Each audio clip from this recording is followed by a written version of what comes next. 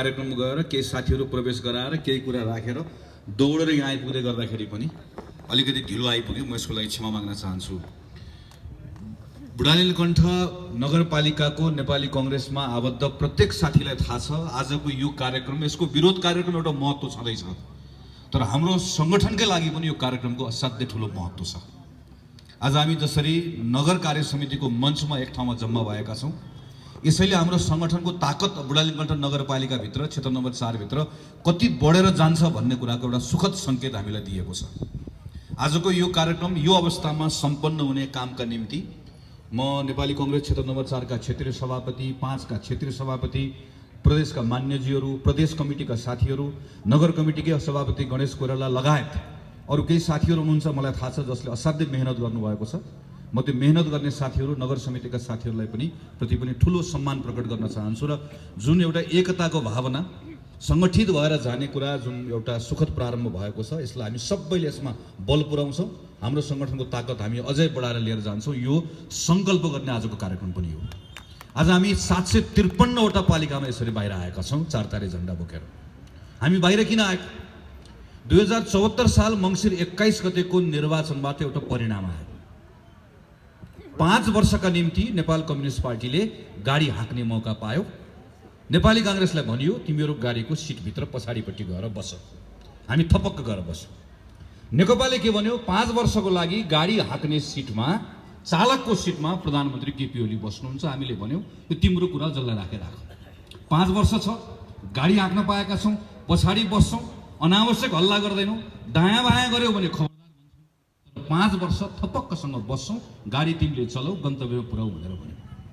बीचबीचमा कहिले दायाँ कहिले बायाँ कहिले यता कहिले उता गर्दै गर्दा खबरदार गर्यौँ, सच्याउनका निम्ति दबाब दियौँ, हल्ला पनि गर्यौँ, तर भत्काउने बिगार्ने काम गरेन। गाडीको चालकले के गर्यो? अस्ति केही महिना अगाडि हामीलाई भन्यो एकछिन गाडी रोक्छु, तपाईँहरू खानासाना खानुहोस्, एकैछिन रोक्छु भनेर भनेको खाना हामीलाई पठाएर फर्केर आउँदै गर्दा हेरेको गाडी नै भिरबाट झार्यो, गाडी नै बाँकी छैन। गाडी किन झारेको भनेर भनेको मसँग धेरै न्यु खोज्यो ढाल्ने भनेर भन्छ। तपाईँले गाडी यसरी झार्न पाउनुहुन्छ भनेर सोधेको, उसले के भन्छ हामीलाई? गाडी झार्न पाइँदैन भनेर कहाँ लेखेको छ? गाडी झार्न पाइँदैन भनेर लेखेकोले गर्दा गाडी चलाउने जिम्मा पाएकोले गाडी नै भिरबाट ढाल्यो, गाडी नै छैन। अब त्यही कुरा खोज्न हामीहरू आज सडकमा आएको।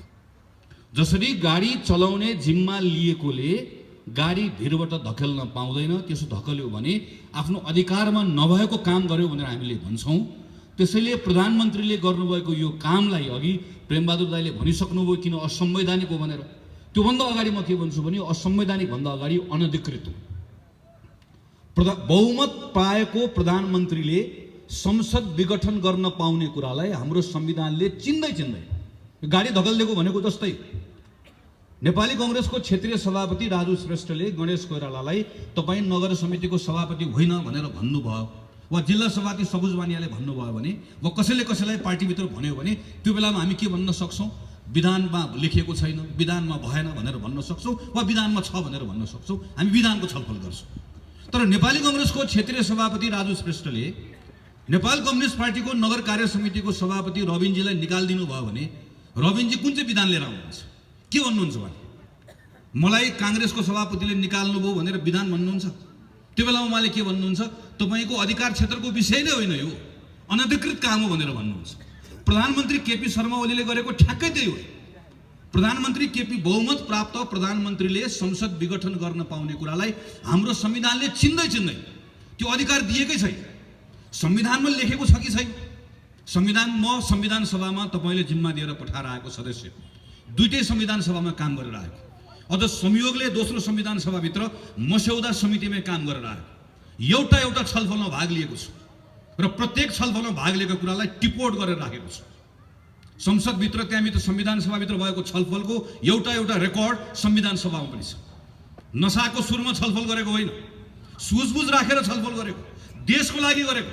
47 सालको संविधानमा लेखिएको थियो धारा 53 मा बकाइदासँग प्रधानमन्त्रीले चाहेको बेलामा संसद विघटन गर्न पाउँछ। हामीले गर्यौँ, सही गर्यौँ, गलत गर्यौँ, तर संविधानमा लेखेको थियो, त्यो लेखेको कुरालाई प्रयोग गर्यौँ। मनमोहन अधिकारीले, सूर्यबहादुर थापाले, शेरबहादुर देउवाले पालै पिलो त्यही धारा टेकेर संसद विघटन गर्ने सिफारिस गर्नुभयो। एउटा अनुभव गर्यौं, त्यो अनुभवबाट एउटा निष्कर्षमा पुग्यौं, नेपालमा संसदीय व्यवस्था चलाउनका निम्ति केही विशिष्ट प्रावधान राख्नुपर्छ। पार्टी आउँछ, बहुमत ल्याउँछ, पार्टीमा झगडा हुन्छ र बहुमत प्राप्त गरेको प्रधानमन्त्रीले पार्टीको झगडाको भारी संसदलाई बोकाइदिन्छ। त्यसैले पार्टीको झगडाको छाया संसदमा पर्नु, त्यसकारणले गर्दा संसदलाई अलग्ग जोगाउनुपर्छ। त्यसका निम्ति एकातिर बहुमत प्राप्त गरेको प्रधानमन्त्रीलाई 2 वर्ष छुन नपाउने व्यवस्था पनि संविधानमा लेखौं, बहुमत प्राप्त गरेको प्रधानमन्त्रीले संसद भङ्ग गर्न नपाउने कुरा पनि संविधानमा लेखौं भनेर लामो छलफल गरेर विद्यादेवी भण्डारी, केपी शर्मा ओली, पुष्पकमल दाहाल, शेरबहादुर देउवा सबैजना भएको संविधान सभाले बनाएको संविधान हो। यो कुनै अलमलै छैन, जानेर लेखेको, लामो छलफल गरेर लेखेको। यत्रो कुरा लेख्दा लेख्दै पनि, यत्रो कुरा सबै प्रष्ट हुँदा हुँदै पनि यदि यो संविधान सभाले बनाएको संविधानमा युगमा नलेखेको कुरा सदर गरिन्छ भने त्यो बेलामा संविधानमा एउटा धारा थपिदिए हुन्छ र धारामा प्रष्ट लेख्दै हुन्छ, प्रधानमन्त्री सनक्क सन्किएको बेलामा, रिस उठेको बेलामा संसद भङ्ग गर्न पाइनेछ भनेर बगैँचा लेख्दै हुन्छ। भएको त्यति मात्रै। यो अहिले संसद भङ्ग भएको प्रधानमन्त्री सन्किएर मात्र हो। योभन्दा दायाँ बायाँ अरू केही पनि छैन। नपत्ता हेर्नुहोस्, प्रधानमन्त्रीले राष्ट्रपतिलाई दिनुभएको पत्र एकपल्ट पल्टाएर हेर्नुहोस्, के लेख्नु भएको छ? के लेख्नु भएको छ? उहाँ भन्नुहुन्छ 2/3 बहुमत नभएकोले, 2/3 बहुमत चाहिने भएकोले यो संसद भङ्ग गरेको छु। लेख्नुभएको यति हो। 2/3 बहुमत किन रे? मलाई संविधान संशोधन गर्नु परेकोले 2/3 बहुमत चाहियो।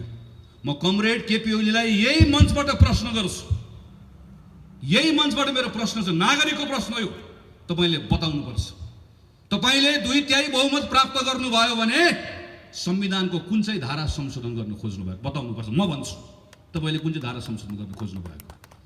कालो टोपी लगाएर जुलुसमा आउन पाइन्न अहिले जहाँ प्रधानमन्त्री हुनुहुन्छ।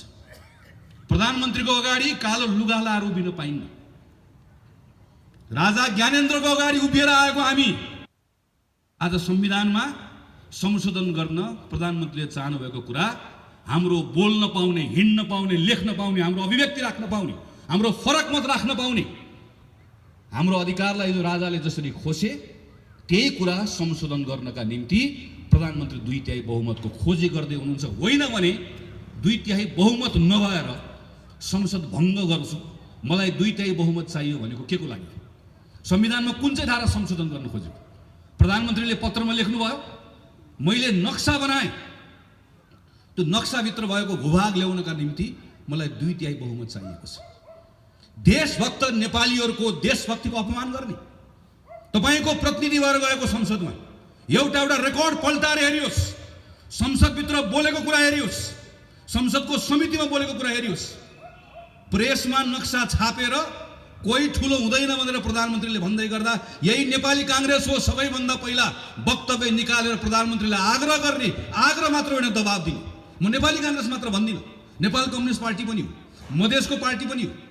संसदभित्रको एउटा सांसद बाहेक सब सांसद एक ठाउँमा उभिएको, भोलि पनि उभिन्छ। सिङ्गो संसदले पारित गरेको होइन यो नक्सा, सिङ्गो संसदले प्रधानमन्त्रीलाई आड भरोसा दिएको होइन हाम्रो भूमि फिर्ता ल्याउनलाई। संसदको अपमान गर्ने अनि अहिले आएर झुट कुरा लेख्ने, झुट कुरा बोल्ने। सरकारको कामको दुष्प्रचार रोक्नका लागि मलाई 2/3 चाहियो। कसले गरे दुष्प्रचार? सरकारको काममा प्रश्न कसले उठायो? सञ्चार माध्यमको साथीहरू हुनुहुन्छ यहाँ, माया नगर्नुहोस्, लेख्नुहोस्, बोल्नुहोस्, भन्नुहोस्, लेखिराख्नु भएको अझ लेख्नुहोस्। म तपाईँहरूलाई पनि आग्रह गर्न चाहन्छु, प्रधानमन्त्रीको सङ्केत कोतर्फ हो? तपाईँको कलमको निब भाँच्न चाहनुहुन्छ, तपाईँको क्यामेराको लेन्स भत्काउन चाहनुहुन्छ, तपाईँले बोल्दै गरेको ओठमा ताला ठोक्न चाहनुहुन्छ, तपाईँ र मैले चाल्दै गरेको कदमलाई रोक्न चाहनुहुन्छ। होइन भने के को लागि? संसदमा अहिले विचाराधीन भएको विधेयकलाई एकपटक पल्टाएर हेरौँ, सरकारको नियत थाहा हुन्छ। मैले कोभिडमा काम गर्न सकिनँ, मलाई 2/3 बहुमत चाहियो। लाज पनि लजाउँछ प्रधानमन्त्रीजी। 40 अरब रुपियाँ लाग्छ यो चुनावमा, मसँग सुका पनि छैन, मोहर पनि छैन, मेरो खुत्रुके खाली छ भनेर तपाईँ र मलाई खोप लगाउनको लागि प्रधानमन्त्री र मन्त्री माग्ने जस्तो खुत्रुके बोकेर माग्ने, सूचना निकाल्ने। अनि 40 अरब लाग्ने चुनावको भारी हामीलाई बोकाउने, अनि उल्टो पत्रमा के लेख्ने कि मलाई कोभिडमा काम गर्नका निम्ति 2/3 बहुमत चाहियो भनेर लेख्ने। यस्तो निर्लज्जताको पराकाष्ठा हो। त्यसैले प्रधानमन्त्रीले यो बेलामा अनाधिकृत असंवैधानिक मात्र होइन, चरम अराजनीतिक काम पनि हो। देश कुन अवस्थामा छ? हाम्रो अवस्था के हो? अहिले 101 शक्ति राष्ट्रहरू समेत हल्लिएको बेला छ। अमेरिकाको नयाँ राष्ट्रपति निर्वाचित भएर आउँदै गरेको राष्ट्रपति के भन्छ? म 1 महिनाभित्रमा यति करोडलाई म खोप दिन्छु भनेर भन्छ। सिङ्गो संसारमा निर्वाचनबाट आएका मानिसहरू आफ्नो नागरिकको जनस्वास्थ्यको विषयमा के गर्ने, रोजगारी गुमाएका छन् कसरी पुनर्स्थापित गर्ने, कसरी किसानलाई, मजदुरलाई, सारा मान्छे सबतिर छटपट्टि भइरहेको बेलामा नागरिकलाई कसरी मद्दत गर्ने भन्ने भइरहेको बेलामा हाम्रो प्रधानमन्त्री हिजो संसद चलिरहेको बेलामा संसद रोकेर अर्काको पार्टी फुटाएर संसद अपहरण गर्ने प्रयास गर्नुहुन्छ। मैले गनेर राखेको थिएँ 28-29 दिनसम्म प्रधानमन्त्रीले 17-18 घण्टा काम गर्नुभयो, म्याराथन मिटिङ गर्नुभयो, तर एक पटक तपाईँ र मेरा बारेमा, नागरिकको बारेमा चिन्ता गर्नु भएन। 9 महिना सिंहदरबार टेक्नु भएन। र आज सारा देशभरिका जनता रोग भोग शोकको बेलामा डुबेको बेलामा, यिनका बारेमा सोच्नुपर्ने बेलामा, हाम्रो काँधमा यो बेलामा सांसदहरू सबै त्यो जिम्मेवारी बोकेर हिँड्नुपर्ने बेलामा हामीलाई हाम्रो शिरमा आएर निर्वाचन थोपर्नु भएको छ र भन्नुहुन्छ मलाई 2/3 बहुमत चाहिएको छ। असंवैधानिक पनि छ, अनधिकृत पनि छ, अराजनीतिक पनि छ। यति मात्र छैन, यो किर्ते पनि छ। हामीले हिजो मात्र अदालतको बहस हेर्यौँ, सुन्यौँ। संवैधानिक परिषदको सिफारिस गर्दै गर्दा किर्ते गरिएको कुरा त हामीलाई राम्रोसँग थाहा भएकै थियो, तर हिजो अदालतमा केही नयाँ कुराहरू सार्वजनिक भएको छ। पुस 5 गते प्रतिनिधि सभाको विघटन गर्दै गर्दा संविधानको धारा उल्लेख नगरिकन पत्र पठाइएको छ, फेरि अर्को पत्र पठाइएको छ, अदालतमा गएर पत्र फिर्ता ल्याइएको छ। अहिले त्यसलाई ढाकछोप गर्ने कुरा कोसिस गरिएको छ। ढाँटेको कुरा काट्ने पनि मिल्दैन भनेको यही। मैले त भनेको छु, अब क्षमा गर्नु होला प्रधानमन्त्रीजी, तपाईँको बारेमा यस्तो टिप्पणी गर्दै गर्दा मलाई यो क्षुद्र टिप्पणी जस्तो लागेको छ, तर म गर्न बाध्य छु। तपाईँको यो किर्ते काम देखेपछि मैले भन्नुपर्ने भएको छ, तपाईँको नाम बदलिदिनुहोस्। अब केबाट खड्गप्रसाद ओली होइन, केपी ओली भनेको किर्ते प्रसाद ओली हो भनेर भन्ने बेला आएको छ। मलाई दुःख लागेको छ, तर भन्नुपर्ने अवस्था आएको छ। प्रधानमन्त्रीले यो तहको किर्ते गर्छ, अदालतसम्म गएर राष्ट्रपति